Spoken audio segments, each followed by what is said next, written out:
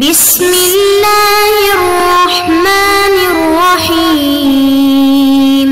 بسم اللہ الرحمن الرحیم۔ السلام علیکم ورحمۃ اللہ وبرکاتہ۔ عزیز طلباء، امید ہے آپ تمام احباب خیر و عافیت سے ہوں گے۔ آج مسند امام اعظم کا سبق نمبر 123 ہے، اور اس سبق کے اندر ہم عزل کے معنی اور عزل کا کیا حکم ہے اس کی تفصیل پڑھیں گے۔ بیان العزل۔ وبه قال حدثنا ابو حنیفة عن حماد عن ابراہیم عن علقمة والاسود ان عبد اللہ بن مسعود رضی اللہ تعالی عنہ سئل عن العزل قال ان رسول اللہ صلی اللہ علیہ وسلم قال لو ان شیئا اخذ اللہ میثاقہ استودع صخرة لخرج۔ حضرت عبداللہ بن مسعود رضی اللہ تعالی عنہ سے مروی ہے کہ ان سے عزل کے بارے میں پوچھا گیا تو انہوں نے فرمایا کہ رسول اللہ صلی اللہ علیہ وسلم نے ارشاد فرمایا، اگر اللہ تعالیٰ کسی چیز کو ظاہر کرنے کا ارادہ فرما لیں جو پتھر میں چھپائی گئی ہو لا خرجا، تو وہ بھی نکل کر رہے گی۔ عزیز طلبہ، اس روایت کے اندر عزل کا بیان ہے کہ حضرت عبداللہ بن مسعود سے رضی اللہ تعالیٰ عنہ سے کسی نے عزل کے بارے میں پوچھا کہ یہ صحیح ہے یا نہیں ہے، جائز ہے یا نہیں ہے، تو انہوں نے فرمایا کہ اگر اللہ تعالیٰ کسی چیز کو ظاہر کرنے کا ارادہ فرما لیں اور وہ پتھر میں بھی چھپائی گئی ہو تو وہ وہاں سے بھی نکل کر رہے گی۔ یعنی کہ اگر اللہ تعالیٰ کسی کے مقدر میں دنیا میں آنا مقدر فرما دیں کسی نفس کا، تو تم جتنا مرضی عزل کر لو پھر بھی اس نے دنیا میں آنا ہے۔ اللہ تعالیٰ جس چیز کا ارادہ فرما لیں تو وہ پورا ہو کر رہتا ہے۔ عزل کسے کہتے ہیں اور اس کا حکم کیا ہے؟ عزل کے معنی ہے جمع کرتے ہوئے انزال عورت کی فرج کے باہر کرنا، یعنی شرمگاہ سے باہر فارغ ہونا، انزال باہر کرنا، اس کو عزل کہا جاتا ہے۔ اس کا حکم یہ ہے کہ جمہور کے ہاں عزل جائز ہے اور اہل ظواہر جو ہیں اس کی حرمت کے قائل ہیں، یعنی جمہور اہل سنت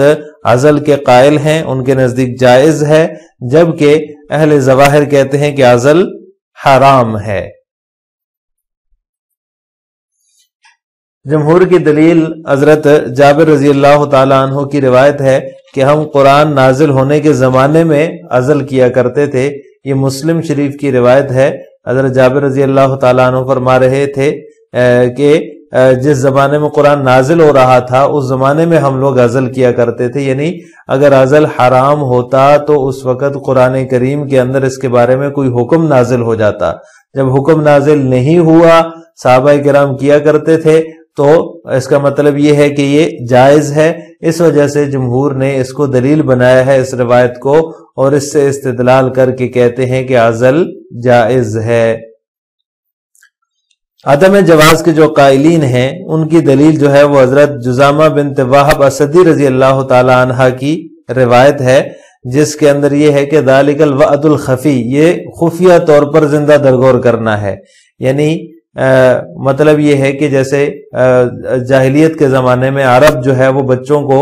زندہ درگور کرتے تھے، بچیوں کو، تو اس کی ہی ایک صورت ہے عزل کرنا، یعنی عورت کی شرمگاہ کے باہر جو ہے وہ انزال کرنا، اس کو خفیہ درگور قرار دیا ہے آپ صلی اللہ علیہ وسلم نے۔ حضرت جزامہ بنت وہب اسدی کی روایت ہے۔ تو اس کا جواب اہل سنت کی طرف سے یہ دیا جاتا ہے کہ یہ روایت منسوخ ہے، یعنی کہ پہلے عزل کو جو ہے وہ خفیہ درگور کرنا کہا گیا تھا، لیکن بعد میں اس کی اجازت دے دی گئی، اس لیے یہ روایت منسوخ ہے۔ یا پھر یہ ہے کہ یہ مکروہ تنزیہی پر محمول ہے کہ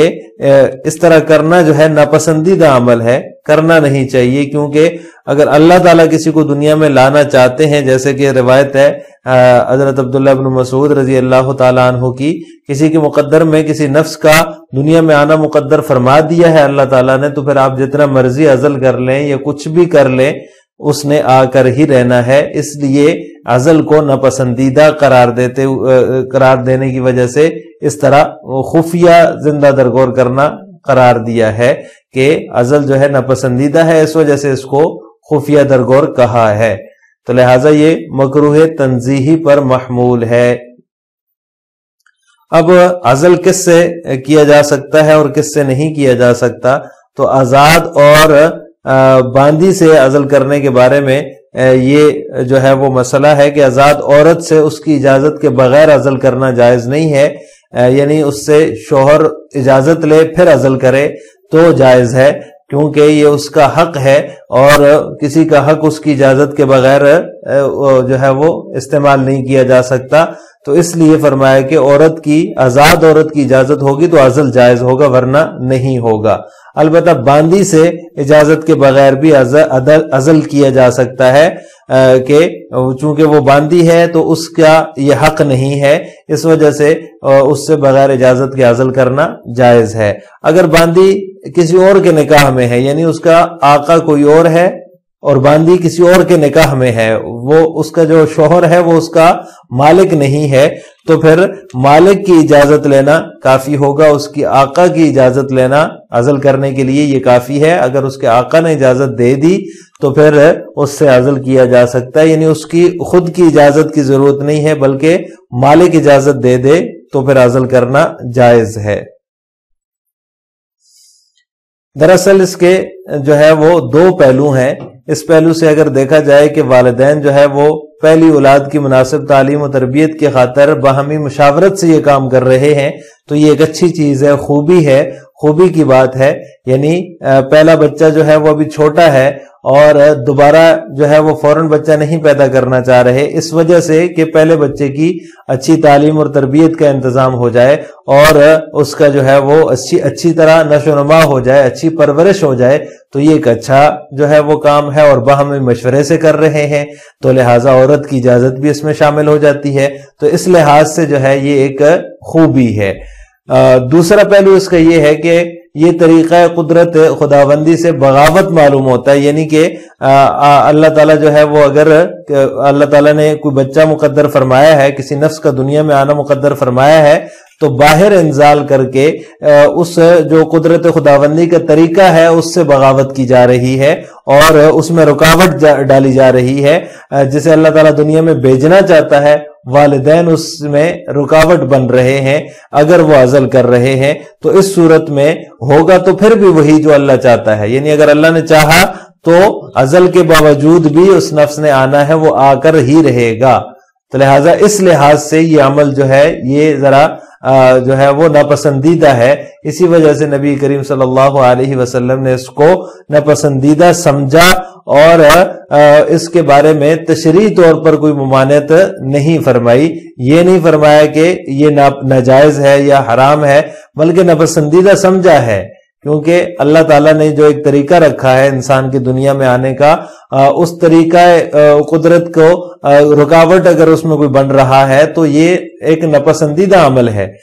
رکاوٹ بننے سے اللہ تعالیٰ کی قدرت تو ختم نہیں ہو سکتی، اللہ تعالیٰ جو چاہے گا، جس کا ارادہ فرمائے گا وہ تو ہو کر ہی رہے گا، لیکن یہ اپنے طور پہ ایک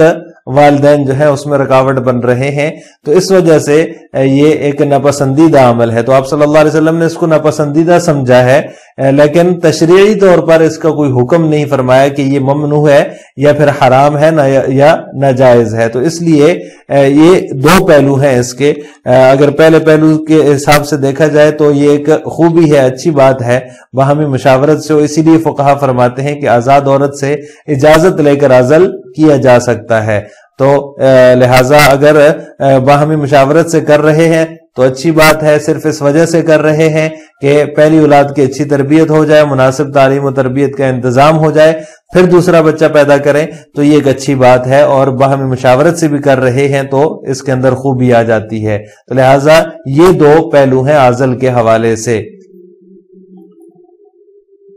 لہٰذا آج کے سبق کا خلاصہ یہ ہوا کہ ہم نے عزل کا معنی اور اس کے حکم کی تفصیل پڑھی ہے۔ عزل کا معنی ہے عورت کی فرج کے باہر انزال کرنا، اور اس کا حکم یہ ہے کہ جمہور اہل سنت کے ہاں یہ جائز ہے، وہ اس کے جواز کے قائل ہیں، البتہ جو اہل ظواہر ہیں، جو ایک گمراہ فرقہ ہے، ان کے ہاں یہ حرام ہے، وہ اس کی حرمت کے قائل ہیں۔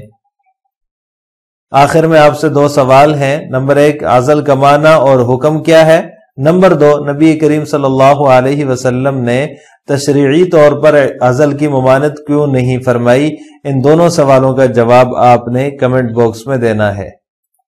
السلام علیکم ورحمۃ اللہ وبرکاتہ۔